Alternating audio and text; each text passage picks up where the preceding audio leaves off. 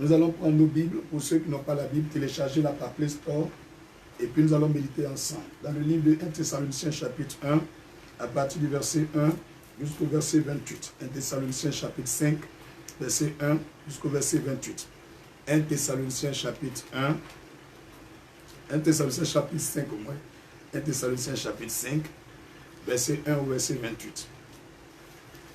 1 Thessaloniciens chapitre 5, verset 1 au verset 28. Chacun va prendre sa Bible et nous allons ensemble méditer. Le message que le Seigneur m'a donné, il m'a dit, le coronavirus n'est pas la fin du monde. Je lis comme il m'a dit et il m'a donné le passage. Il n'a rien ajouté, il n'a rien retranché. Le coronavirus n'est pas la fin du monde, mais une transition à la gloire de Dieu pour son peuple et ses élus, son Église, honorée et respectée de tous. Que faire donc pour les jours à venir? Le Seigneur nous montre qu'est-ce que nous devons faire pour les jours à venir. Parce que cette pandémie du Covid-19 est finie au nom de Jésus. 1 Thessaloniciens 5, verset 1 au verset 28. Le Seigneur nous montre les recommandations spirituelles et divines pour la suite de notre vie après ce programme. Après le temps de Covid-19, comment tu dois vivre, comment tu dois faire, afin que, peu importe les malheurs, les péripéties qui vont frapper la terre ou une nation, ton âme soit sauvegardée, ta famille soit préservée, et que rien ne t'arrive, et que après ta vie, tu puisses rentrer dans ton saint paradis. Et il m'a dit, 1 Thessaloniciens chapitre 5, verset 1 au verset 28. Chacun prend sa Bible et méditons ensemble la parole de Dieu. Pour ce qui est des temps et des moments, vous n'avez pas besoin, frères, qu'on vous en écrive.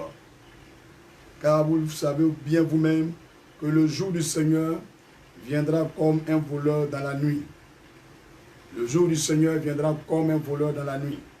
Donc la fin du monde, ce n'est pas par une pandémie que ça viendra. Ce n'est pas par un vent qui est en train de souffler. Le Seigneur viendra comme on l'a vu partir. Verset 3. Quand les hommes diront paix et sûreté. Quand tu vas voir un pays en train de se glorifier pour montrer qu'ils sont trop en sûreté, ils sont trop en paix, qu'ils ont gagné le cœur de Dieu. C'est à ce moment le Seigneur dit, alors une ruine soudaine. Donc retenez bien ça, gardez bien dans votre tête. Une ruine soudaine les surprendra. Comme les douleurs de l'enfantement surprennent la femme enceinte. Et ils n'échapperont point. Toute nation, tout peuple, il va commencer à s'enorgueillir. Parce que le Covid est fini. Ils vont commencer à dire, nous sommes en sûreté. Ils deviennent orgueilleux, ils retournent à ce qu'ils avaient vomi. Le Seigneur dit, il va les surprendre comme une femme enceinte. Oui, ça va accoucher. La douleur ne la prévient pas. Ça vient tout à coup, soudain, brusquement. Donc, nation, peuple du monde entier, apprêtez-vous à marcher de connivence selon 1 Thessaloniciens chapitre 5, verset 1 au verset 28. Vous verrez des choses plus graves que le Covid qui arriveront. Mais vous, frères, vous n'êtes pas dans les ténèbres.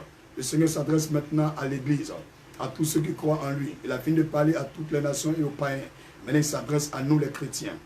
Mais vous, frères, vous n'êtes pas dans les ténèbres. Pour que ce jour vous surprenne comme un voleur. Nous, les chrétiens, on est toujours prévenus. Nous avons une longueur d'avance sur les autres, de tout ce qui va arriver sur terre. Vous êtes tous des enfants de la lumière et des enfants du jour. Nous ne sommes point de la nuit ni des ténèbres. Ne dormons donc point comme les autres, mais veillons et soyons sobres. Comme je vous ai appris dans la nuit, levez-vous et priez. Comme j'ai commencé à vous enseigner à 3 heures du matin, peu importe que nous allons arrêter de prier. Il faut avoir une vie de communion avec ton Dieu entre minuit jusqu'à 4 heures. Choisis au moins 30, 15, 20 minutes, 1 heure de temps et invoque le Seigneur. Ne sois pas quelqu'un qui dort seulement. Verset 6. Ne dormons point comme les autres, mais veillons et soyons sobres. Le verset 7. Car ceux qui dorment, dorment la nuit, et ceux qui s'enivrent, s'enivrent la nuit. Mais nous, qui sommes du jour, soyons sobres, ayant revêtu la cuirasse de la foi et de la charité. Bien-aimé, la foi, l'amour, et puis la foi, ça ne va jamais s'éloigner de toi après ce temps. Il faut toujours avoir de la liberté pour aider ceux qui sont dans le besoin. Il faut toujours avoir la foi, il ne faut jamais te décourager. Et ayant pour casse l'espérance du salut, il faut toujours espérer que le meilleur viendra à toi, que tu ne quitteras pas ce monde sans avoir entré dans ta destinée prophétique. Tu ne vas pas quitter la terre sans avoir vécu ce que Dieu t'a destiné. Tu ne quitteras pas la terre sans avoir accompli la vision à laquelle Dieu t'a destiné. Il faut avoir la foi dans l'espérance du salut. Car ce salut est un casque sur ta tête qui est ton assurance de vie. Verset 9. Car Dieu ne nous a pas destinés à la colère. Ce n'est pas à cause de nous que le Covid est venu, mais à l'acquisition du salut pour notre Seigneur Jésus-Christ. Il veut se saisir de ce malheur, de ce Covid pour ramener tous ceux qui sont éloignés de Dieu, ceux qui ont dénigré le nom de Dieu, qui ont insulté ses serviteurs. Il veut leur montrer qu'il est Dieu, en mettant dans leur cœur la crainte pour que chacun revienne à l'amour premier, c'est-à-dire aimer Dieu. Verset 10. Qui est mort pour nous, afin que, soit que nous veillions, soit que nous dormions, nous vivions ensemble avec lui. Nous avons une assurance sécurité. L'Esprit de Dieu, Jésus-Christ est avec nous, dans le jour comme dans la nuit. Peu importe ce que nous sommes, il est avec nous, il veille avec nous, il dort avec nous, mais lui, il ne sommeille jamais. Il est toujours éveillé. Pendant que tu dors, il veille sur toi. Ne crains rien après ce Covid. C'est pourquoi exhortez-vous réciproquement. Il faut toujours encourager tous ceux et toutes celles qui se découragent. Il ne faut jamais être celui-même qui est l'agent du diable, aller briser la foi de ton semblable.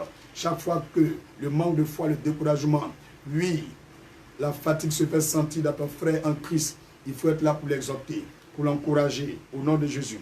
Édifiez-vous les uns les autres. Apprenez à lire la Bible. Vous, famille, entre vous chrétiens, prenez des passages, méditez-les ensemble. Attachez-vous encore plus au Seigneur, comme en réalité vous le faites. Travaille parmi nous, comme en réalité vous le faites. Nous vous prions, verset 12, nous vous prions, frères, d'avoir de la considération pour ceux qui travaillent parmi vous, c'est-à-dire les pasteurs. J'ai vu des vidéos où des chantes insultent des pasteurs et jugent des pasteurs. Toi, tu es chante. Qui t'a établi chante? Qui t'a donné l'onction? Tu as appris Jésus ou par qui? Par toi ou par un pasteur ou un prêtre? Le Seigneur dit, nous vous prions, frères, d'avoir de la considération pour ceux qui travaillent parmi vous. Ceux qui travaillent parmi vous, qui vous dirigent dans le Seigneur et qui vous exhortent.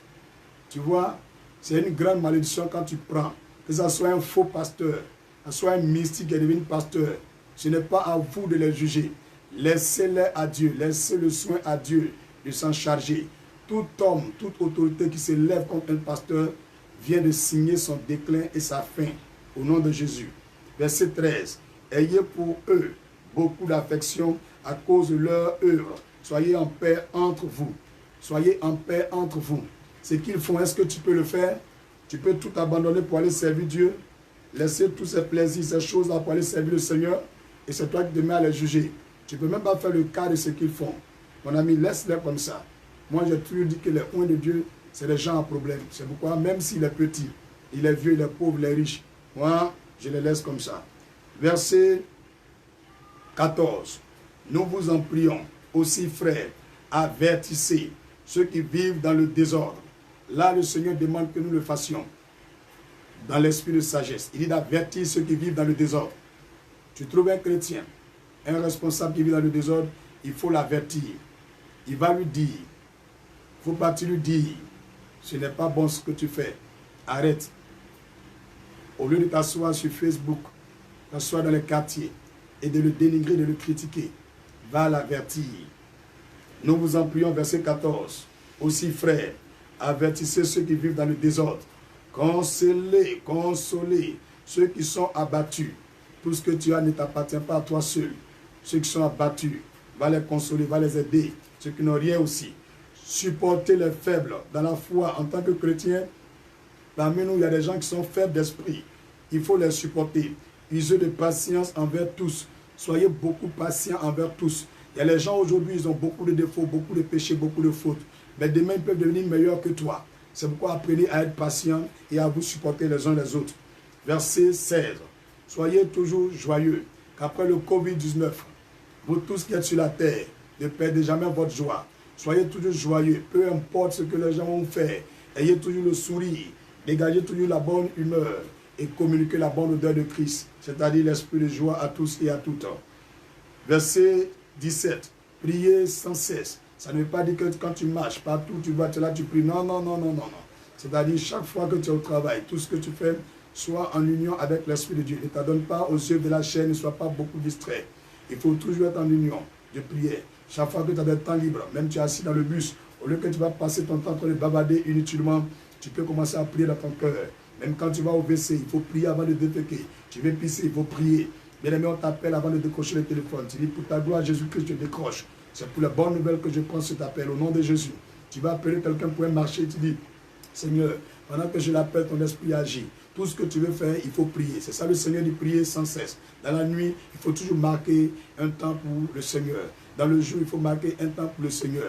Apprenez, bien aimé, à avoir une communion très prisée avec votre Dieu. Parce que votre Dieu, il est avec vous. Mais quand vous ne vous approchez pas de lui, il ne s'approchera pas de vous. Je vous en supplie, bien aimés, frères et sœurs. Nous nous approchons de Dieu par la prière, par l'adoration et la louange. Bien aimé, il y a une communion entre toi et ton Dieu à travers la méditation.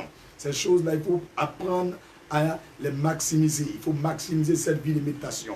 Il faut augmenter ta vie de prière, ta vie de louange et d'adoration.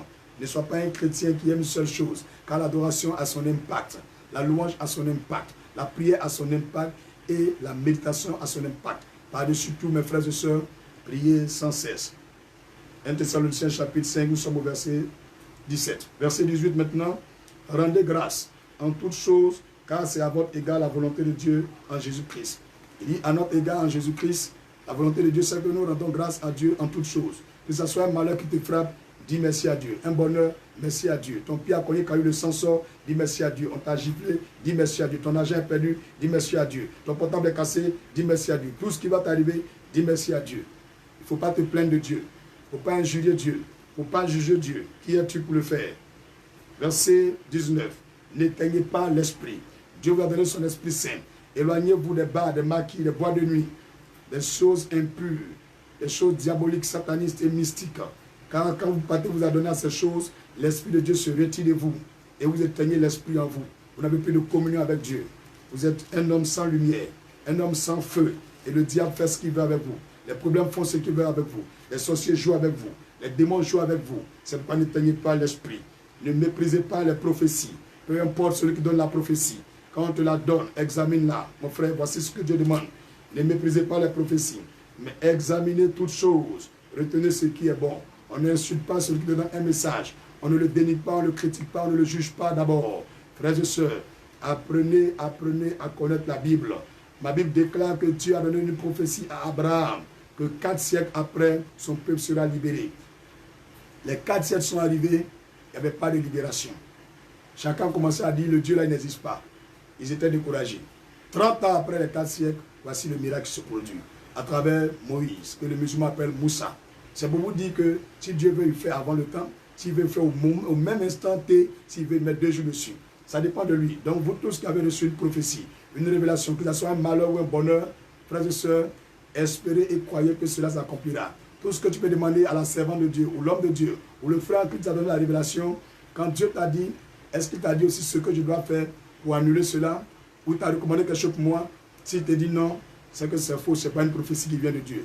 Toute prophétie qui vient de Dieu, Dieu nous donne une mise en garde. Et nous prévient que si nous faisons telle chose, cela va s'accomplir. Si nous faisons ceci, ça sera annulé.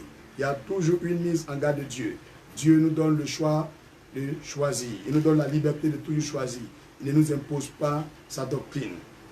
Verset 22. Abstenez-vous de toute espèce de mal. Abstenez-vous de toute espèce de mal. Après ce temps de prière, après ce Covid, il faut t'abstenir de tout ce qui est méchanceté, hypocrisie, jalousie. Tu ne parles pas dans ta gorge, même avec ton mari dans la maison, tu ne parles pas avec lui. Toute espèce de mal, il faut éviter ça. Deviens chrétien né de nouveau.